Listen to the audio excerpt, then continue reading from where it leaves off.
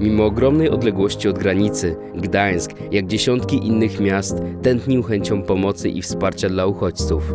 Tak było wszędzie, od murali po praktyczną pomoc i schronienie. Każdy gest był ważny, bo nie było w kraju miejsca, do którego nie docierałyby ukraińskie rodziny. Zagubione i przerażone okrucieństwem, których dopuścili się na nich Rosjanie.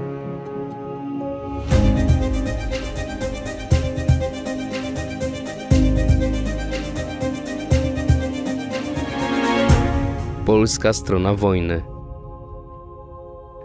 Część 4. Życie po życiu. Главное, пока не закончится война, побудь тут, найти яку-нибудь работу, дітей в школу, в садик устроить, побудь тут. Потому что больше и некуда. Czujecie się tu dobrze? Не стреляют уже, очень чувствуешь себя уже более защищенным. Что не стреляют, что діти вже не бояться. Сплять, хоч виспались діти. Czego wam brakuje najbardziej? Своего Харькова, города І мира. и мир в Украине. Дуже хочеться во всем мире, чтобы был мир, никогда не стрелял. Очень страшно. Jesteśmy teraz w hostelu w domu harcerza. To jest punkt recepcyjny Urzędu Wojewódzkiego jako to miejsce do rejestracji uciekinierów przed wojną z Ukrainy. Przyjmujemy ludzi, którzy przyjechali prosto z granicy bądź tranzytem z Warszawy, z Krakowa i potrzebują miejsca na już. Czasami jest to 3:39, ktoś przyjeżdża i potrzebuje noclegu dla 7 osób na przykład, 2 kobiety i 5 dzieci. Ogrom strasznych historii, które opowiadali ludzie, był taki, że wolontariusze, wojsko, ratownicy medyczni, którzy nam tutaj pomagają, 30-letnie chłopaki po prostu stali i płakali. My normalnie stawaliśmy na schodach i potrzebowaliśmy chwili przerwy, bo te historie były tak przejmujące, że bardzo ciężko było sobie z tym poradzić. Ukraińcy, którzy pracowali w Polsce, szczególnie na początku wojny tak było, bo w tej chwili oni już wszyscy wrócili, odbierali z granicy swoje żony, swoje dzieci, przywozili je tutaj, żegnali się przy nas i wracali na wojnę. I nie wiadomo było, czy się zobaczą jeszcze kiedykolwiek. I to jest jakby duża odpowiedzialność, że ktoś powierza tobie swoją rodzinę, no i ma nadzieję, że będzie dobrze. Na początku, jak pierwszy raz wiozłam z żołnierzami rodzinę na halę sportową, to pękło mi serce, ale też już teraz rozumiem to, że zawozimy tych ludzi i tam wolontariusze dalej im pomagają znaleźć już kolejne mieszkania, a czasami naprawdę lepiej z granicy pojechać, przespać się 1 dzień na hali sportowej, nawet jeżeli to jest 200 osób, leży na łóżkach polowych obok, ale jest perspektywa taka, że następnego dnia ktoś po prostu znajdzie im mieszkanie, czy znajdzie im miejsce w hotelu. I też często się ludzie dziwią, że Ukraińcy bardzo szybko chcą posłać dzieci do szkoły, a tak naprawdę chodzi o to, żeby dać tym dzieciom z powrotem namiastkę normalności. To nie powinno nikogo dziwić, że ludzie chcą iść do pracy, czy chcą iść do szkoły, bo nie potrzeba tego, żeby oni siedzieli teraz 24 godziny i się zastanawiali na tej hali sportowej, czy mąż jeszcze żyje, czy tata jeszcze żyje. Potrzeba dać odrobinę normalności, odrobinę rutyny, odrobinę też tej nadziei po prostu, że będzie lepiej, że będą mogli wrócić. A my ich tutaj przygarniemy, zajmiemy się nimi i zrobimy wszystko, co w naszej mocy, żeby mogli być tutaj jak najdłużej.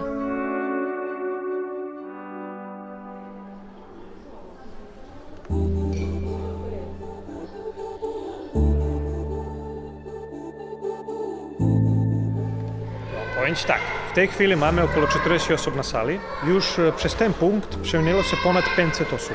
Takich punktów jest w Gdyni dużo. Co jest najcięższe? No to nie ma ciężkich rzeczy. Wiesz, ja lubię rozmawiać z ludźmi, dla mnie to nie jest ciężkie, tak?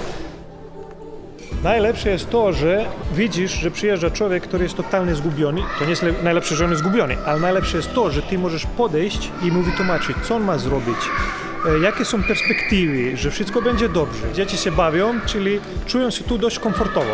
Niektórzy nawet nie chcą iść stąd, bo im się podoba. Mamy tutaj opiekę medyczną, mamy lekarza zaprzyjaźnionego, który przychodzi i bada wszystkich ludzi. Mamy wolontariuszy, którzy są takie pielęgniarki, które przychodzą, też pomagają. Ja pomagam, bo ja w Serbii przeżyłem swoją wojnę. Tam, nie wiem, czy pamiętacie, tam wojna była 10 lat, kurczę, i nas i bombardowano, i ludzie bieżali, i w ogóle dzieli się różne rzeczy, i więc ja wiem, jak ludzie tu się czują. Całym sercem jestem z tymi ludźmi. Mieli kilka minut, kilka godzin na to, żeby się spakować, zostawić wszystko, bo w jakiejś chorej wyobraźni, gdzieś w chorej głowie urodziła się nie wiadomo dlaczego jakaś myśl, żeby ten kraj zniszczyć i wszystkich zamordować. Czegoś takiego, jak ja zobaczyłem przed przyjazdem i w czasie przyjazdu, tych wolontariuszy, tych ludzi, którzy wszystko by nam tu przynieśli. Jakby było hasło, że oni chcą na przykład, że uchodźcy chcą rakietę, to myślę, że 20 minut by się znalazły 2-3 rakiety. Dla nich to jest tak ważne, że oni tam mogą walczyć, a wiedzą, że ich rodziny są zaopiekowane i są bezpieczne. Walczcie tam, walczcie, pokazujcie wszystko, co potraficie, my jesteśmy z wami i to, co my możemy zrobić, to na pewno możecie być spokojni o swojej rodziny, że my się nimi zaopiekujemy. Я був фіолетовий. Он от теплоти міняється. Ось смотри. У тебе був фіолетовий, потім стане розовий. І так все всіма. А чорного нема. А якщо буде холодно? Мене звуть Максим, мені 6 років. Я ходжу на підготовку. І я собі граю з друзями і стою собі фото. А як давно ти тут? Не знаю. За чим найбільше сумуєш? Чого тобі бракує? Ну, мені подобається. Я сумую за коханим, я вже закохався. Скучаєш, так, за своєю дівчиною? Да.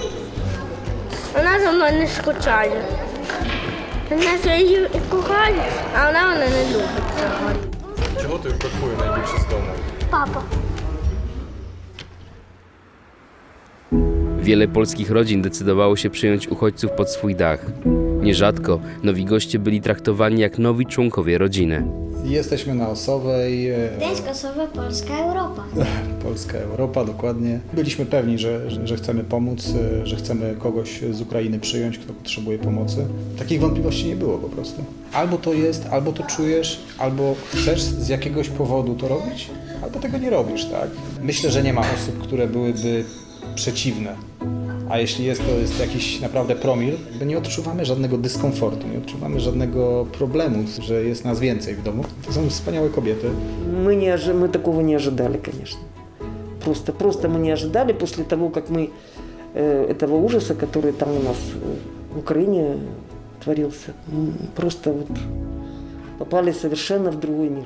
И особенной благодарность я хочу выразить Ане с Крисом, хозяевам этого дома, которые о нас заботятся, кормят и, в общем, заботятся как о своих детях, скажем так, о своих родных. Ja jakby wcale się nie odzywam, tylko czasami mówię dzień dobry albo dobry dzień, więc jest normalnie. Tylko, że tata ma więcej czasu, odkąd pani Janina pomaga w ogrodzie. Choć w sumie uważałem, że powinna tylko siedzieć i nie wiem, Odpoczywać? tak. Co ostatnio narysowałeś? Narysowałem flagę Ukrainy i na środku serce, ale z początku chciało mi się narysować Putina, który wylądował w śmieciach, bo ktoś go wyrzucił przez okno z 20-piętrowego wieżowca. Skończyło się na tym, że narysowałem tą flagę i pod nią napisałem Putin to debil, a nad nią napisałem Putin to dureń. A czemu tak? Ponieważ według mnie to jest totalny debilizm, co on teraz wyprawia. Może zrobię tak, że właściwie to spada z helikopteru do wulkanu. Byłoby ciekawiej. Do wulkanu? Putin? No. Z dnia na dzień przybywało miejsc, które robiły wszystko, by nieść pomoc uchodźcom. Ukraińcy mogli liczyć też na zatrudnienie w wielu lokalnych firmach, z czego szybko korzystali, bo żaden z nich nie chciał bezczynnie wegetować w nowym domu. Co robię? Prowadzę duży zakład już w tej chwili z cateringiem dietetycznym i postanowiłem pomagać, dlatego że w styczniu tego roku odebraliśmy nowy zakład, więc moce produkcyjne jeszcze są dość duże. Pojechałem do Medyki, pojechałem do Przemyśla, pojechałem do Warszawy, wykonałem kilka telefonów. No i tak się zaczęło. 2 rozmowy poważne z 2 organizacjami amerykańskimi w Przemyślu, później kolejna rozmowa w Warszawie. To poskutkowało tym kontraktem na bułki. Dzień w dzień 5000 bułek wyjeżdża od nas. Wiem, że potrzeby są dużo większe, więc pewnie nie jesteśmy jedynym producentem, ale od nas dzień w dzień, 7 dni w tygodniu, czyli w miesiącu wyjedzie 150 000 bułek, kanapek. Zatrudniłem już w tej chwili 16 nowych osób i to są sami uchodźcy, którzy tu przebywają na terenie naszej miejscowości, gdzie mamy zakład, więc mają blisko pracę. Są zmotywowane te osoby, bo wiedzą, że pracują na rzecz swoich rodaków, którym pomagają. Jestem gotowy na to, że jeżeli konflikt potrwa jeszcze kilka miesięcy, to jak najbardziej jestem gotów do tego, żeby wciąż w taki sposób funkcjonować, pomagać. Od 5 tygodni funkcjonujemy głównie jako punkt wydawczy i informacyjny. Od początku i w zasadzie do tej pory bazujemy na pomocy osób prywatnych, które po prostu chcą zaangażować się z własnej woli. W chwili obecnej koncentrujemy się głównie na artykułach szkolnych, na książeczkach, na literaturze w języku ukraińskim bądź polsko-ukraińskim. Dobrym przykładem tego, co udało nam się do tej pory zdobyć, są te książki tutaj po mojej prawej stronie. Teraz tu jest nasz dom i Kicia Kocia po ukraińsku. Z jednej strony wydaje mi się, że każdy człowiek na naszym miejscu postąpiłby w taki sposób i zaangażował się do tej pomocy, a z drugiej uważam, że Polacy mają też w sobie coś takiego, że dopiero w obliczu tak skrajnych sytuacji pokazują tą swoją prawdziwą naturę i tą empatię, którą w sobie mają.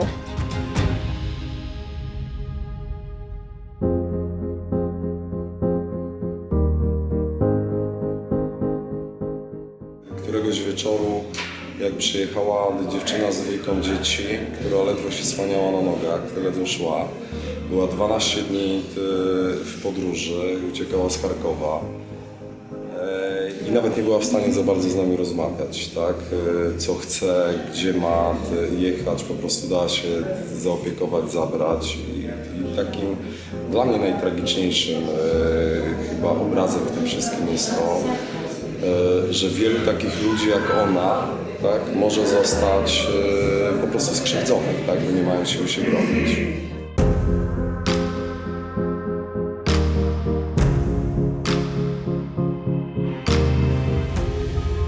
Ja akurat jestem koordynatorem tego punktu, natomiast sam punkt i zespół zajmuje się przyjmowaniem osób, które przyjeżdżają do nas z Ukrainy, informowaniem ich o tym, co mogą uzyskać w Gdańsku oraz kierowaniem na schronienie, zabezpieczeniem noclegów, wyżywienia, bezpieczeństwa przed podjęciem kolejnych kroków i decyzji przed nich, co chcą dalej robić. Zmieniło się chyba we mnie to, że nie słucham komentarzy dotyczących historii naszych krajów. Tak, dlatego, że myślę sobie, że to jest moment, w którym pewne rzeczy trzeba zamknąć i zacząć tą historię pisać na nowo dla naszych dzieci. Ale widząc też tych ludzi starszych, kobiety, dzieci, które tutaj przyjeżdżają zmęczone, wystraszone, tak, zdezorientowane, to jest po prostu poczucie obowiązku, że musimy o nich zadbać, żeby spokojnie ci mężczyźni, którzy там zostali, mogli obronić swój kraj.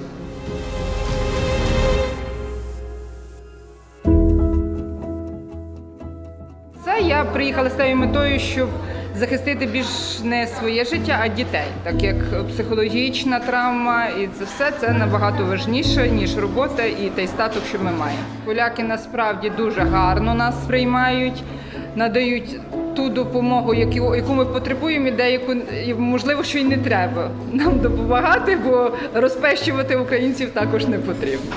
Мені тут насправді дуже сподобалось, але так як у нас в Житомирі більш-менш тихо, ми змушені з дітьми зараз їхати. Так як чоловіка призвали до війська, нам потрібно додому, до будинку, який не маємо змоги кинути.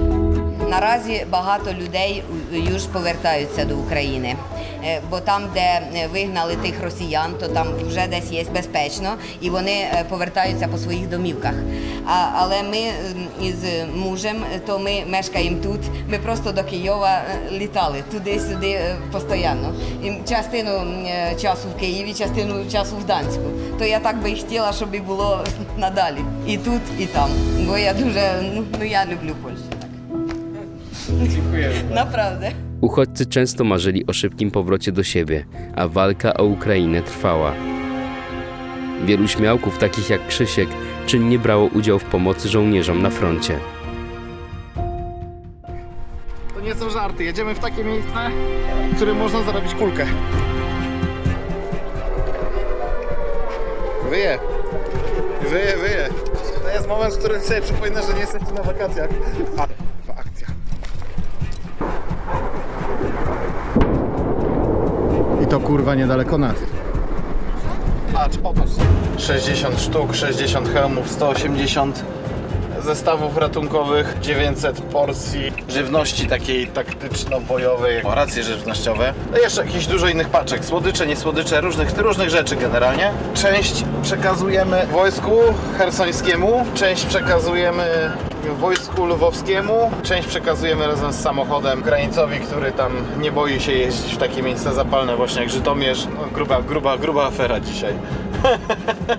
Dzień dobry. Na Ukrainę, tak? Tak, Polski Czerwony Krzyż. 2 samochody musimy jechać razem w konwoju. Mam kilku kolegów z Ukrainy. Chodziłem do szkoły z chłopakami, którzy też byli z Ukrainy. I po prostu jak się wszystko zaczęło, to stwierdziłem, że należy pomóc jakoś w jakiś sposób, jaki można. Działamy z fundacjami i działamy z Polskim Czerwonym Krzyżem, z innymi bardzo dużymi międzynarodowymi, naprawdę globalnymi wręcz fundacjami, które przysyłają nam swoje towary. Ludzie przysyłają nam towary, lekarze przysyłają nam towary. No, życie prywatne się przełożyło teraz całkowicie praktycznie na pomoc Ukrainie, ale nie żałuję ani jednej chwili. Ja mam taką nadzieję, że to już długo nie będzie trwało, prawda? Że poradzimy sobie z Wołodyją i w końcu odpuści. Dopóki on tam będzie, to my też tam będziemy.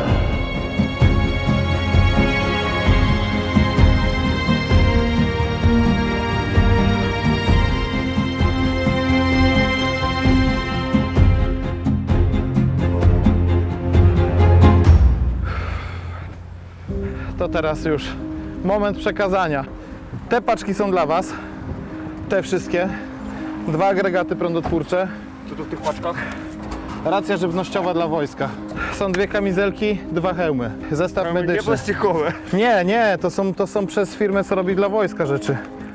To są trapy, jakbyście się gdzieś zakopali. A samochód ma napęd na 4 koła, włącza się guzikiem. 2,5 diesel. Ja będę za tydzień znowu na granicy, zostawię Ci tu dowód, ten już twardy, jak to się mówi, bo to auto niedawno kupiłem. To jest miesiąc ważne. Polisa ubezpieczeniowa. Ale to, tak, to ten. Tak, to jest mój prywatny numer, no. To zawsze jestem pod nim dostępny.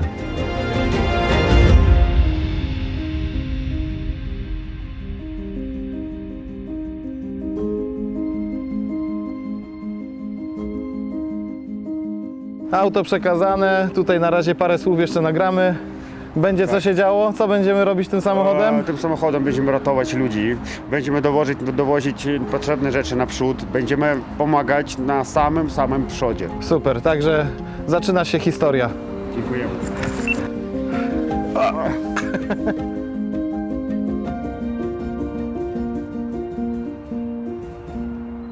Jebać Putina.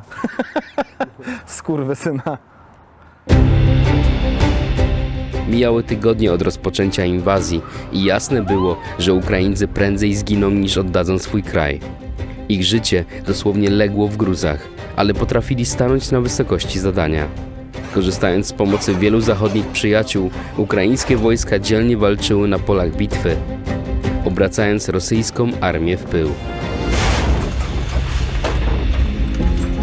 Nie mniej ważny od nowoczesnej broni stał się fakt, że każdy żołnierz mógł spokojnie liczyć na powrót do rodziny, która dzięki nam wszystkim, Polakom, bezpiecznie czekała na niego za granicą. Czekała, licząc na dobre wieści z frontu. od wujka, brata, męża lub tatusia.